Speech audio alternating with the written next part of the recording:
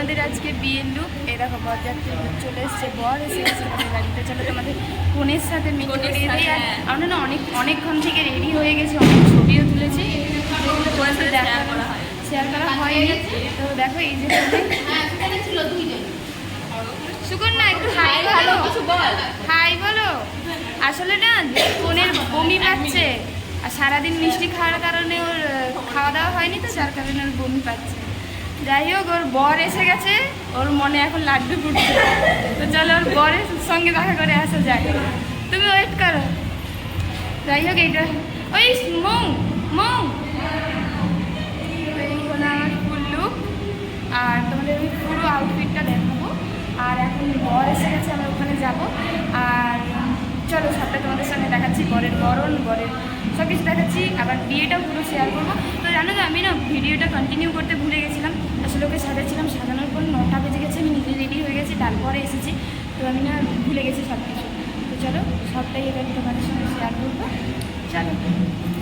এখানে বর চলে এসছে, বরের এন্ট্রি হয়ে গেছে। সবথেকে বড় কথা, প্রদীপদার সঙ্গে আমরা আগেও আলাপ করেছি, কিন্তু প্রদীপদাকে আমরা নতুন করে বরের সাজে দেখলাম। আর সবথেকে বড় কথা, যার বিয়ে সে তার মানে ভালোবাসার মানুষটাকে বর সাজে দেখবে, এটাই কতটা মানে তার আনন্দের ব্যাপার, এটা ভাবলেই অবাক লাগছে।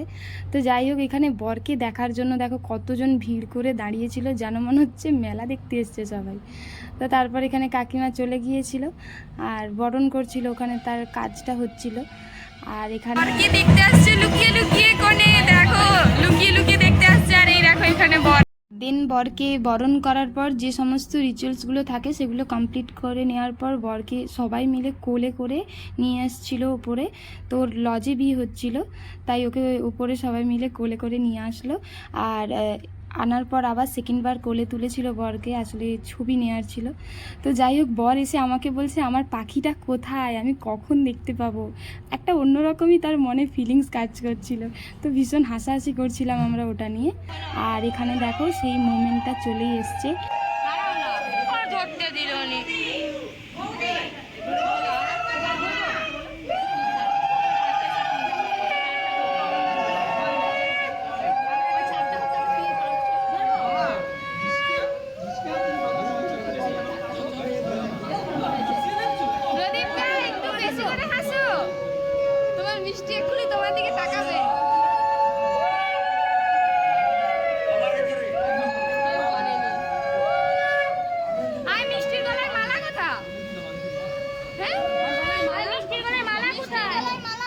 মিষ্টির মালা কোথায়?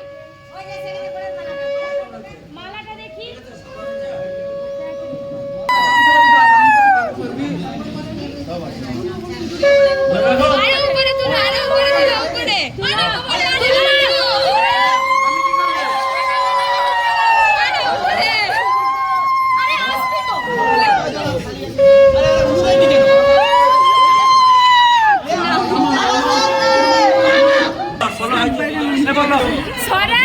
সজুরি গো এই তো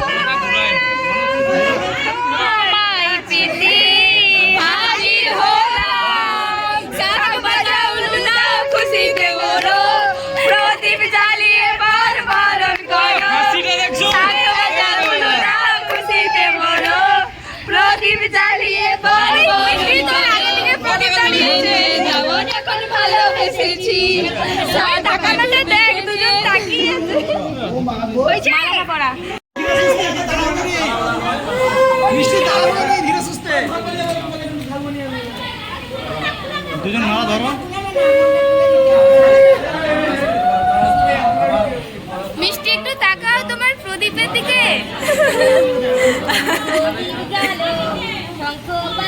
দুজন মালা ধরো, দুজন মালা ধরো।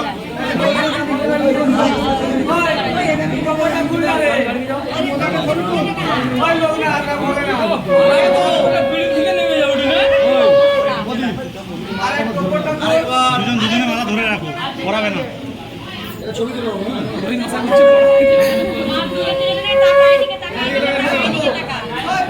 ওই টাকা এদিকে দুজন একটু এদিকে প্রদীপ দা এদিকে একটু।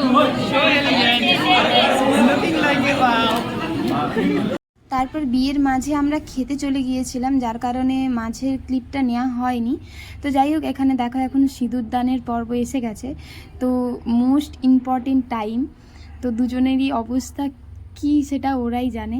তো আমাকে বলছিল প্রদীপদা যে ওর বর তো অ্যাকচুয়ালি আর্মি, তো সে আমাকে বলছিল যে সিঁদুর পরানোর সময় আমার এতটা হাত কেঁপেছে যেটা আমার বন্দুক চালানোর সময় হাত কাঁপেনি।